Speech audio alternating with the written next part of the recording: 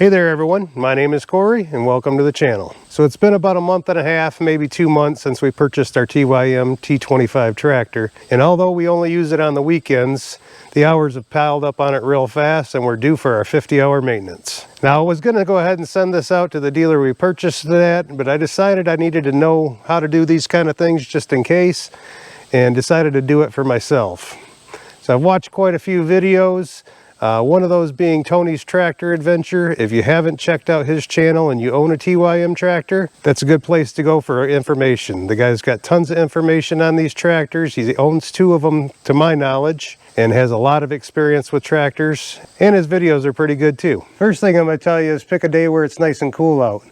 It's 91 degrees today, the sun is shining right on us, and the humidity is super high. I'm sweating like a pig. But this has got to get done. We're at 49.1 hours and I've got other projects to use the tractor for, so it is what it is. Anyways, first thing we did already, as you can see, we took the backhoe off the tractor. You're going to have to do that in order to clean out the suction filter on the transmission. You can't get the suction filter out of the transmission with the backhoe on it.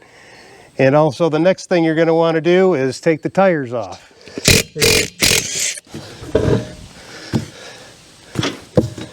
Now normally I take the front tires off next, but I don't have all my axle fluid here yet.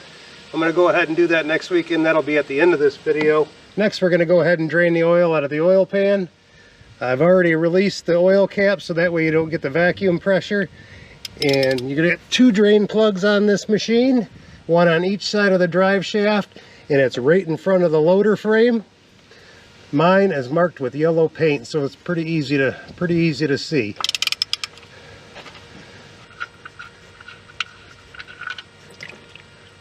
Now on this particular tractor with the Yanmar 25 horse engine, this engine from what my understanding is used in several different tractors. So you have multiple areas where you can fill it. They're marked with an orange plug, and one is on the right side of the tractor just underneath the fuel filter. And the other one is at the top of the engine and looks to be a little bit harder to get to, so I'm not even going to mess with it. Next I'm going to go ahead and peel the oil filter off. First I'm going to remove the drain or the dipstick, and basically your oil filter is going to be on the right side of your tractor, just to the inside of the loader frame. You really do want a good pair of filter pliers so that way that you can get it off without stripping it out or damaging it. I guess it doesn't matter if you damage it, but it just makes it easier to take it off if you got a nice set of pliers. Now when you take your oil filter off, go ahead and take a rag or shop towel and just wipe around. Make sure that your O-ring comes off with your oil filter, so that way you don't double ring the oil filter when you put your new one on.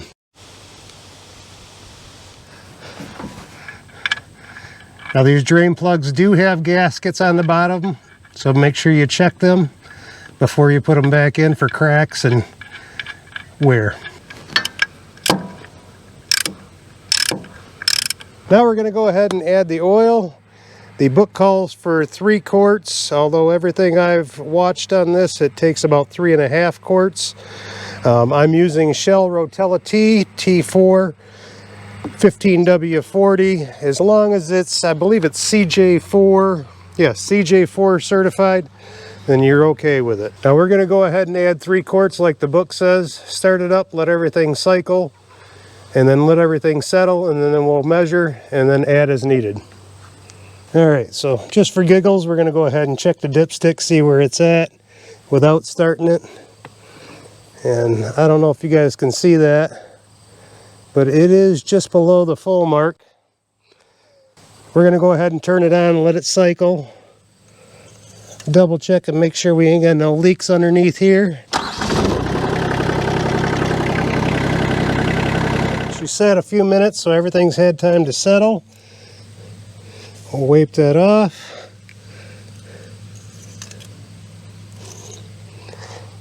And I don't know if you can see it or not, but we're roughly about a 1/2 quart low, right there where my nail is. So next we're going to go ahead and check the air filter. Now I've been working in a pretty dusty environment, so I checked mine probably about 10 hours ago. And it probably doesn't need to be replaced, but it's probably a little dirty and could stand to be blowed out with some compressed air or like a leaf blower or something like that. Basically how you take the filter cap off is you pull up on this lever, and then there's one on the opposite side. These little hooks fold back, the cap pulls off, and your air filter just pops out. All right, we got that all blowed out. We'll just put that back in there.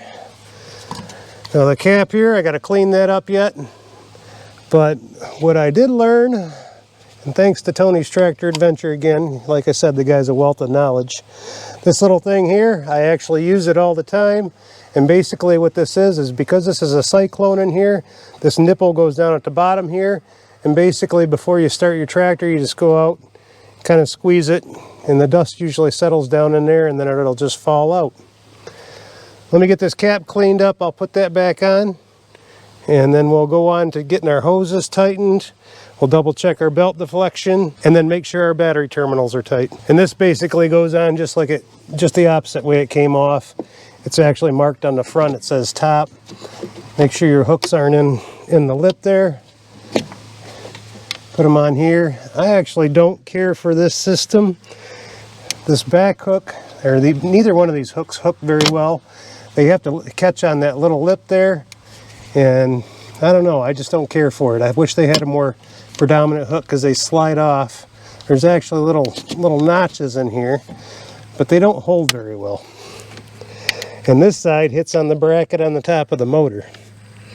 Next, we're going to go ahead and make sure our battery terminals are tight. Make sure, check them for corrosion and stuff like that. This you'll need a 10 millimeter. All right, next we're going to go ahead and check our hose clamps. Some people do this while the oil is draining. I tend to finish one project and go on to the next. And basically you just take your 7 millimeter socket. You can use a nut driver if you want, or a ratchet will work fine too. It's up to you. Nut driver just makes it a little easier. Now all these hose clamps are a little loose. Check your ones to your fuel lines. You don't want to over tighten them, but you do want to make sure they're snug. So while we're under here, we're going to go ahead and check our belt, just like the manual says. It says it should have 10 to 12 millimeters or 0.4 to 0.5 inches of deflection. If you push in on the center of it, it's roughly about what this one has.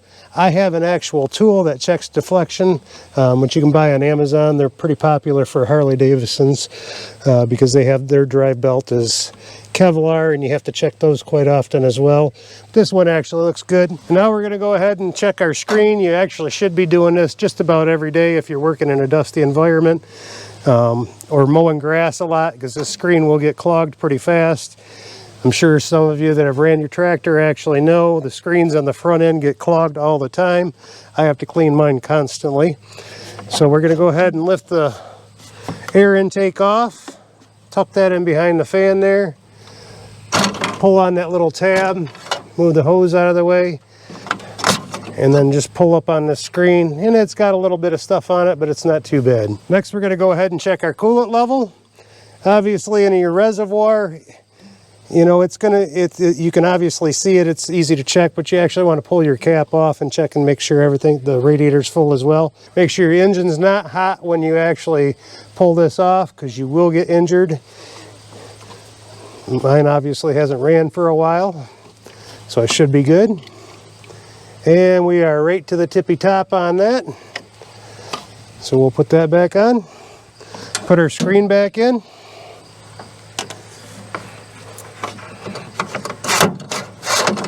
Put our air take back in and move on to the next step. Just happened to see this and think about this while you're right here, and since this is clear and you can actually see through it, go ahead and just make sure you got no large debris in your fuel filter. A lot of people don't know this is going to be your fuel cutoff switch here, so just give it a visual check and make sure you got no large debris in there, you don't see any water in there or anything like that. All right, so the next thing that we're going to do is take the seat off, and you're going to want to take a 14 millimeter socket, a very long extension, and down here in the back corner there is a bolt on each side. From here on this side it'd be right just below the seat belt buckle.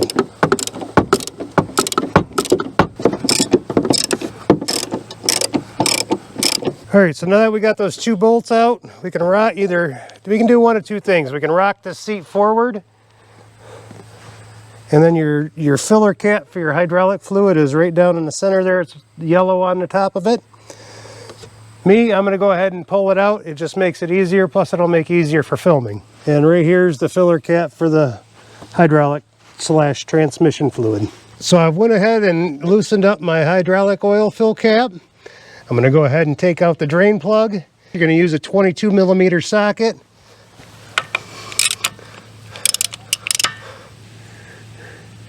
Again, make sure you grab your shop rags. So this is what the end of your drain plug is going to look like. It's actually got a magnet on it.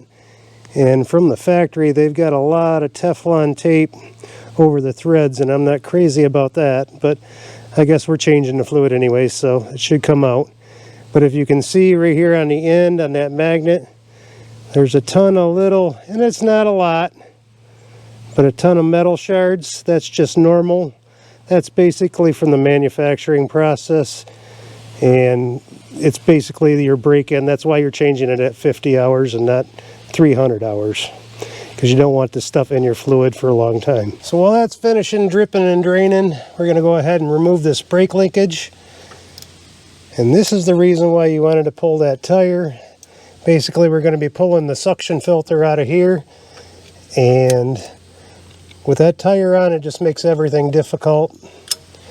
So we'll just go ahead and take this out. Try to see if I can get this pin out without dumping it in the hydraulic oil.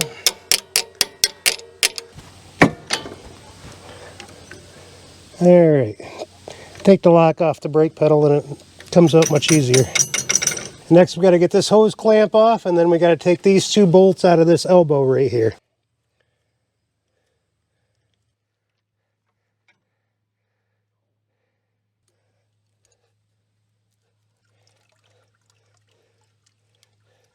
All right, we're going to pull these two nuts out right here, or bolts out, excuse me. One right here and then one on the opposite side.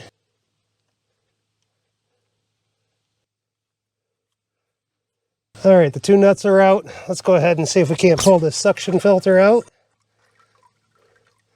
And that's why you got to pull the rear tire off. Now, I've seen a lot more debris in some of these. This one does have a few things. You can clean these with a little bit of brake cleaner. Just make sure you keep an eye out for that O-ring there. We'll let that finish draining, and then we'll get the hydraulic filter off.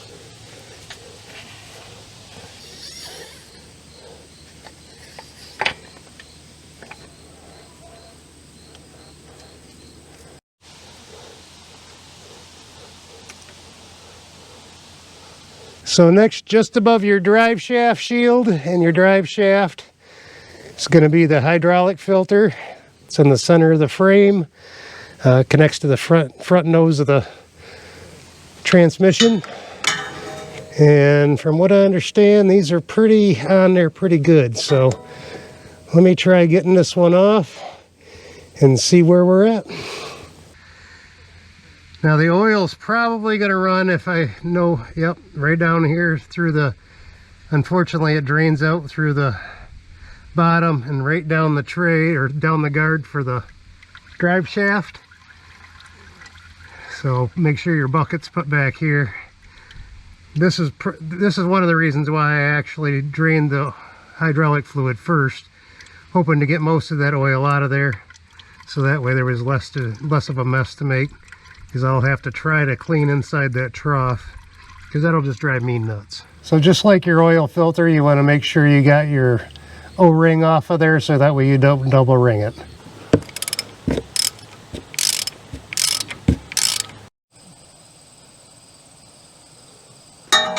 All right, so we put a little bit of fluid in this.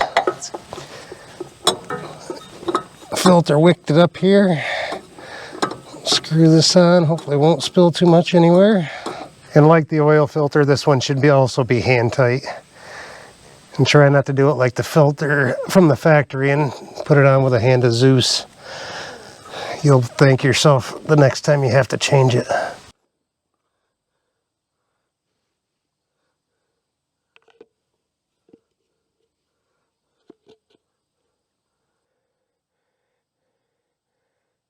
All right, so I got about 3.5 gallons dumped in, and I could see it a little bit over the middle mark, the red dot on the sight glass. So I'm going to go ahead and start the engine up, run that back and forth a couple of times. Speaking of which, make sure I got it out of 4-wheel drive since I got the front tires on. And then get the air bubbles out and see where it sets on the sight glass, and then add as needed.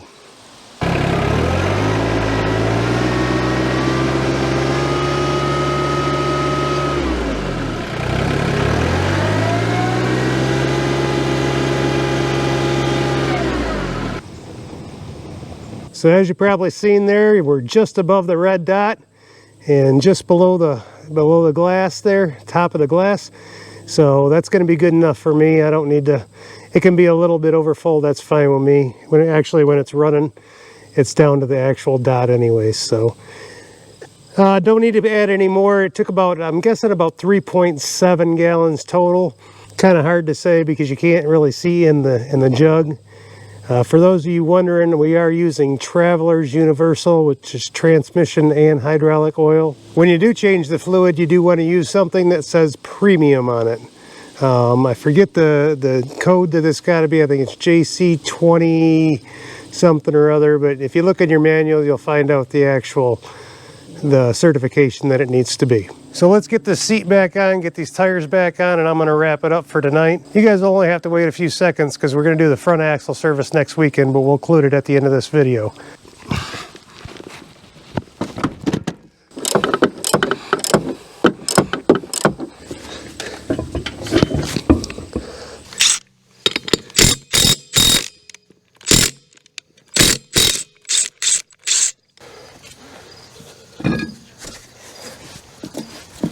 And just like that, another week has gone by. So we're going to go ahead and start with getting the center drain plug on the front axle, located just in front of the drive shaft here. It is a square bolt, so I believe it's a 14 millimeter open-ended wrench, or I'm going to use a nice quality adjustable wrench. And then it is pretty tough on there. It is Teflon taped on. I've kind of already loosened mine, so just go ahead and get it loosened up. We'll get that drained out, move on to the next step. You want to make sure your threads are all clean for your drain bolt. Now that that finally stopped draining, it does take a while. Gear oil is very thick, so it's going to take a while to drain out. Just let it drain. I've already re-Teflon taped my drain bolt. We're going to go ahead and put the center one back in, tighten that up, and then move on to the drain bolts on each knuckle, steering knuckle for the front axle. So on the back side of your front steering knuckle, on each side, you'll see these two bolts that are marked with yellow. This one's going to be your drain plug. This is going to be your vent plug. I've already went ahead and cracked these open. They are a little tight.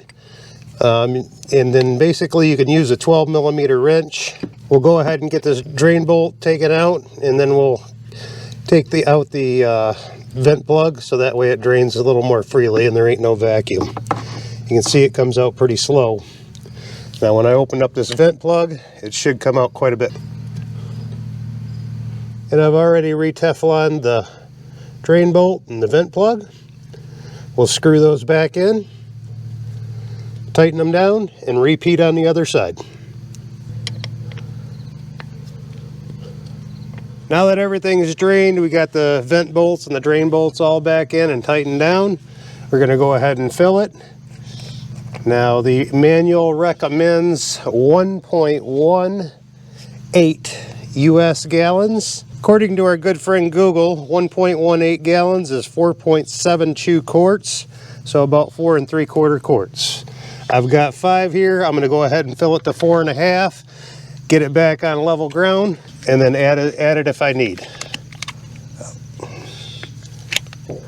All right, after we got the front axle filled and finished up, last thing we want to do is get the tractor lubed up itself. Now the book shows 4 grease fittings on this. They show 1 on each tie rod end, which there is not, so I don't know why it shows that. There's 1 on the center of your front axle here, and then 1 on the back side right there by the drive shaft. One on each side of the tractor, back near the brake pedal. I'll show you those here in just a minute. Let's go ahead and get this one lubed. Now, from what I understand, you only want to pump about 1 to 2 pumps into this, or just feel the tension in the grease gun, because you can push a seal out the back of this.